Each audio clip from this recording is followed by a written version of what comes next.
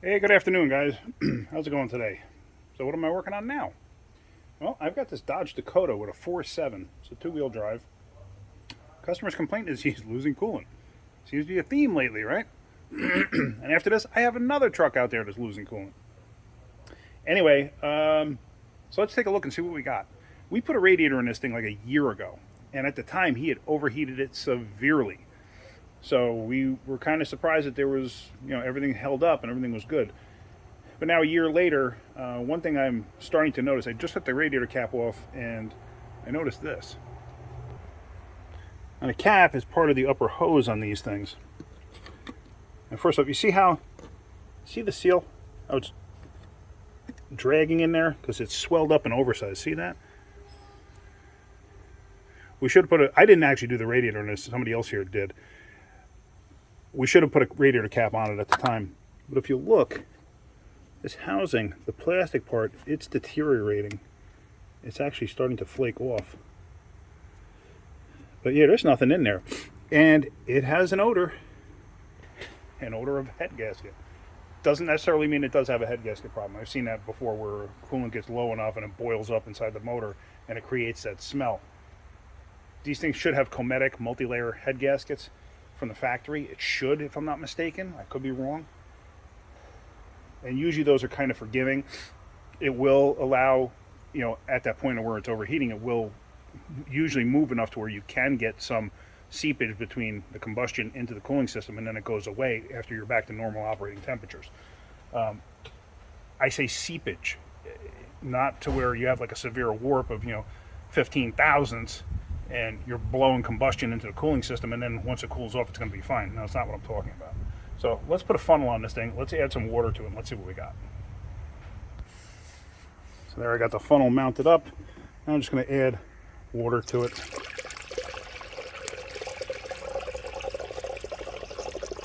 See how much it takes first off.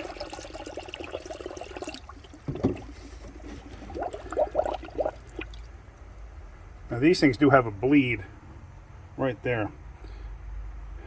I've seen it where people over tighten these things going back down and they actually make this thing flush. There's no need for that. That's over tightening it. That's a tapered fit. You can actually split this housing.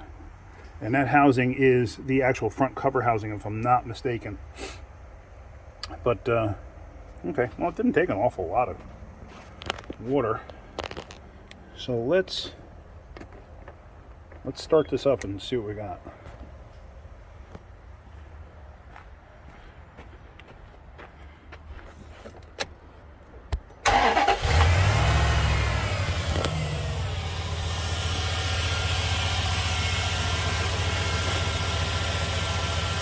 It don't sound bad. All right, so what I'm going to do is I'm going to let it warm up. Once it warms up, then we're going to go from there. I'm going to definitely recommend an upper hose to start with, but I got to see if there's anything else wrong. It might be, might not be. We'll find out. So I got the Dakota fully warmed up, and the issue isn't, at least I don't think it is, with an actual leak. Here's what I think the actual issue is. Here's the overflow. Can you see how high up coolant level is in there? I mean, it's right there. It basically goes all the way up to here on this dipstick. It's got a dipstick in the system, but full is all the way down there. So what I think is happening is I think the customer's adding coolant to that all the way to the top, and as the coolant expands, it's pushing coolant out. So you don't have a leak, but you do have a leak. You created a leak. I'm pretty confident that's what the problem is. I don't see any leaks anywhere else. I am going to replace this upper hose because I do not like the way the radiator cap fits or anything like that, because that molded plastic piece is kind of corroding. So I'm going to replace that, but I don't see any signs of a leak anywhere. Nothing. And it didn't take much coolant at all, or water. So all I'm going to do is change that hose. So hopefully that hose will be here in a few minutes. We're just going to get that changed, and then we're going to button this up and finish it up. All right, guys, so I got the hose on, and I sucked down the overflow tank there, which I got probably more than a half a gallon out of that thing. I mean, it was loaded. So, yeah. So there's the new hose in place. And like I said, that thing, if you remember, was all the way up to the top. And look how long the dipstick is for that thing. That's a factory dipstick. So, but now they're kind of hard to read sometimes.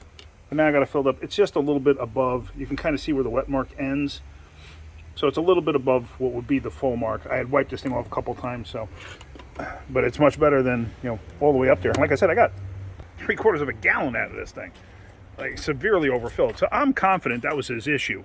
It was, you know, whenever it expanded, it pushed out of the overflow tank. The overflow tank has a vent on it for that very reason. Let's start it up. This thing's going to be fine. So.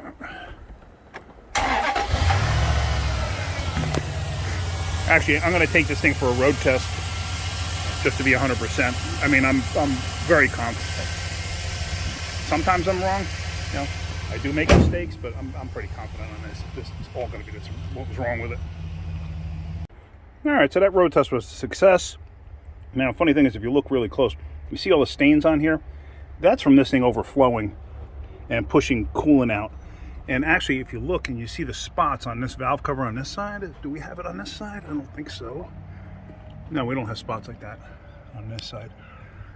That's all from coolant splashing around. And that's basically because of overfilling the overflow. That's what this vent here is for. You get it filled up enough, it's going to push out and come out there. So they have fill levels for a reason. So I'm confident that was the whole problem. I just replaced the upper hose because, like I said, I didn't like how that plastic felt.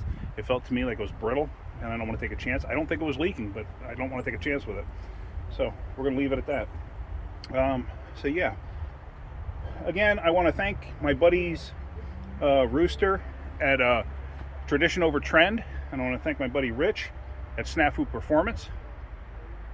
They just, you know, we talk to each other and we help each other out, and I just want to thank everybody for all of that. So if you're getting something out of my videos, hit that like button. If you could, please subscribe. All right, guys, have a great day. Keep wrenching.